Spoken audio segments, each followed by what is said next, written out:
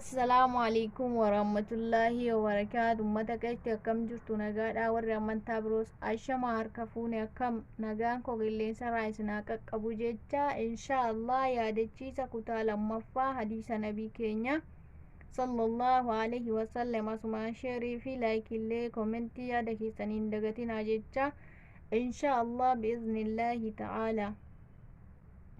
فضل آيتين من آخر سورة البقرة أن أبي مسعود رضي الله عنه وأرضاه قال النبي صلى الله عليه وسلم من قرأ بالآيتين من آخر سورة البقرة في ليلة كفته. صحيح البخاري رقم الحدث كمشني سجل، وصحيح المسلم رقم الحدث رب لما شنتمي جها رب سديتي والفوز البخاري صدركان قدنا آية لمني دم سورة بكرة أبا مسعود الرعد فمي نبي كينيا صلى الله عليه وسلم أكن جدا جدي نمني هل كان هندا دم سورة بكرة آية لمن كرأ إساف جيسي بكاري في مسلم توديس لفظ كم بكاريتي نمني حديث كان عديس إني أبا مسعود أقبى إلما أمريتي بلما أقباتا لما فائرت أرقمي جرا أمريدان إرتكا ورين أجرت أرقمنيتي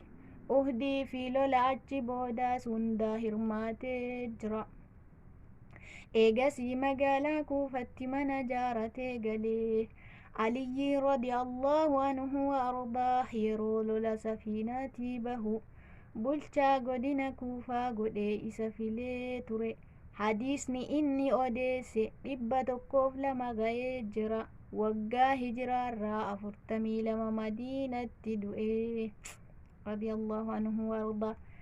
Ergaaleen hadiisa kanarraa argannu yookiin irraa fudhannu maalinni wanni hubattani maalinni tokkoffaa irratti aayata kana lameen halkan hundaa'uu qara'uun sababaa namni ittiin khayrii argatee hamtuu jalaa ittiin tiffamuudha ta'uu hubanne.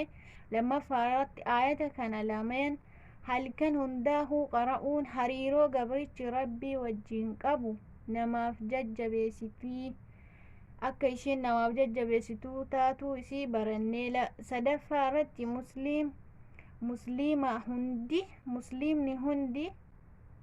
namni musliimaa hundi aayata kana lameen haffazuun barbaachisaa ta'uudha hubannee.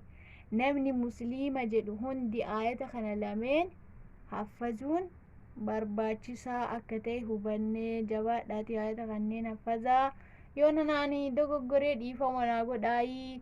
Salaamu alaikum warahmatullahi wabarakatuh. Subscribe dagatinaa like share